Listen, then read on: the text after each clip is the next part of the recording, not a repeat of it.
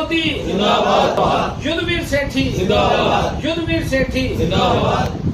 अच्छा, मंच पर बैठे साढ़े जो हमारे जो हिमाचल के मनाली से जो म्यूनसिपल कमेटी के चेयरमैन हैं, जो मेयर हैं, वो हमारे बीच में है। विपिन शास्त्री जी हैं। जैसे उन्होंने बताया कि बचपन में आज से मेरे लगभग 20-25 साल पहले युवा मोर्चा में थे, ये हमारे साथ उस वक्त टीम में थे। और इस जिला के जो अध्यक्ष हैं अशोक सलगोत्रा जी हैं, तो ओबीसी समाज से।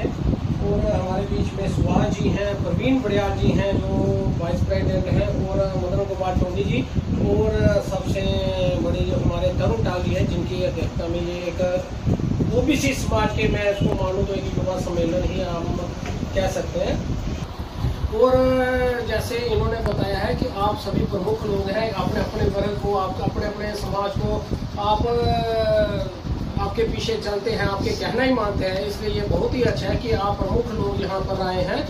और मैं तो यही निवेदन करना चाहता हूँ कि आपने तो खुद अपने से वोट तो डालना है, इसके अलावा आपने अपने समाज के अन्य लोग जो आपके रिलेटिव हैं या कुछ है, कई बार ऐसा ही माहौल बन जाता है कि भैया आज वोट पढ़ने हैं तो आज छुट्टियाँ ऐसे करें कि चलो बच्चे से चले के चलो आज पत्नीटॉप चले जाए, मतलब छुट्टी मिली है आज।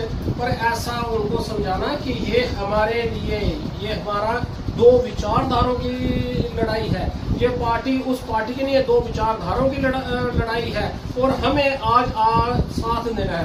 आपने देखा होगा कि अयोध्या में जहाँ से 8 लाख की हमें मार्जिन मिलना था, वहाँ पे 1 लाख की, और वो उस पार्टी का नेता वहाँ अयोध्या में MP बन के आया, जिस समाजवादी ने हमारे जो कार सेवक थे उन पर गोलियां चलाई थी। और जम्मू में भी कई से जो जख्मी हुए थे, उनकी बेचारे टांगे आज तक नहीं ठीक हुई है।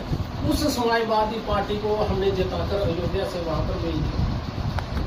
मोदी जी बनारस से लड़े तो भी कितना मार्जिन पे क्यों हुआ? उसका यही था कि लोग कम निकले। और जब मुस्लिम पक्ष का देखा तो आपको पता है, जानकर हैरानी होगी, आप कहीं नेट में भी सर्च कर सकते हैं, गूगल में सर्च, जो बाहर सऊदी अरब से लोग अपने 40-40, 50-50 हज़ार की टिकटें खर्च करके यहाँ पे वोट डालने आए, और हमारे लोग वोट डालने घर के बाहर नहीं निकले। ये हमारा चिंता का विषय है। हमें पता है कि ये सारे हमारे जितना समाज, और सबसे बड़ी है, हमें तो गर्व की बात होता है कि जितना भी ओबीसी समाज होता है, ये सिर्फ देशभक्त समाज है, सबसे बढ़कर अच्छा काम करता है। पर कमी कहाँ रह जाती है कि जब हम घर से बाहर नहीं निकलते। अगर हम घर से बाहर निकले, आप खुद भी निकले और अपने आसपास के अपने दोस्तों को, अपने घर वालों को, सबको साथ लेकर जाए, तो देखो हम कहाँ से कहाँ पहुँच जाते हैं। छुट्टी के लिए हमारे एक बोर्ड से क्या होना है, यहाँ तो कई बार रिजल्ट आता है तो 10-10 वोटों से वे MP बन जाते हैं। एक बोर्ड, 2-3 बोर्ड से MLA बने हैं श्रीनगर में, सिर्फ इसी कमी की वजह से। नहीं यार, हमने क्या करना है, चलो छोड़ो, हमारे बोर्ड से कोई फर्क नहीं पड़ता।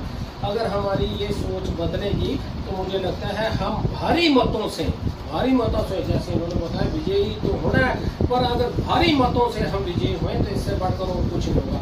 इसलिए आप सबसे निवेदन है कि आपने तो वोट डालने जाना है, अपने साथ अपने पूरे समाज को भी आपने जागृत करना है, और उसके परिवार को, और अपने अड़ोस पड़ोस को, और अपने जितने भी यार दोस्त होंगे उनको भी सबको निवेदन करना है कि भैया यहाँ पर वोट डालना है। ये वोट नहीं डालना, ये एक जंग है, ये एक युद्ध है। अगर हम पीछे रह गए तो फिर वापस नहीं आएंगे, यहाँ पे बांग्लादेश बन जाएगा। फिर यहाँ से हमें फिर लखनपुर, फिर मेयर जी को फोन करना पड़ेगा कि भैया जहाँ से सामान लेके आ रहे हैं मनाली में, हमारे लिए कोई जगह रखोगे, कोई टेंट बनाओ। और ये होना था 2014 में। अगर मोदी जी जहाँ पर नहीं आते तो आधे से ज्यादा हिंदू यहाँ से पलायन किया होता, ये हो जाना था।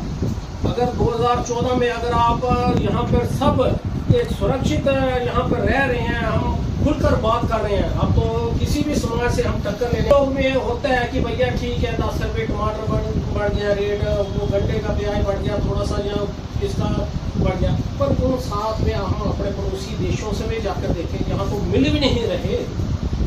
हम 10 रुपए की चिंता करते हैं। ये हमें बदलाव लगाने का अपने समाज की है कि कि हमें 10-20 के चक्करों में नहीं पड़ना और अपने समाज को लेकर साथ में चलना है, वोट डलवाना है। और भारी संख्या में अपने, अगर आपका कोई रिलेटिव आगे पीछे रहता, कोई गांधीनगर में रहता होगा, कोई जम्मू वेस्ट में रहता होगा, कोई अखनूर में रहता होगा, कहीं भी किसी से भी आप चर्चा करते हैं फोन पे, वहाँ के क्या बोला, नहीं भैया अपनी पार्टी को हमने जिताना है।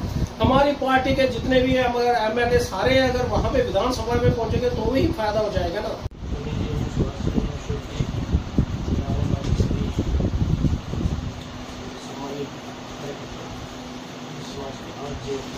मौके मिला आप सब लोगों के साथ बैठने का। मैं मनाली से हूँ, चमनपुर चेयरमैन से मेरी ड्यूटी यहाँ पे लगी हुई है मध्य प्रदेश की तरफ से।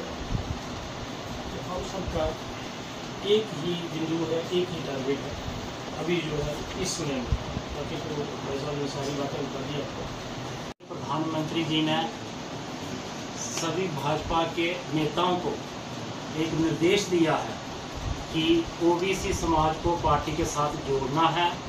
ओबीसी समाज की मजबूती के लिए सर्वप्रथम कार्य करने हैं।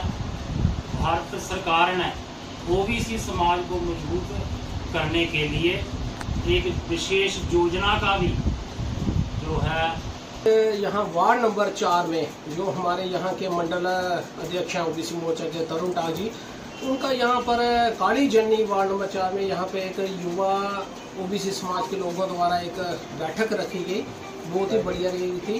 कि जैसे कि हम जानते हैं कि जो युवा है वो वैसे भी हमारे मोर्चा की और हमारे समाज की हड्डी है।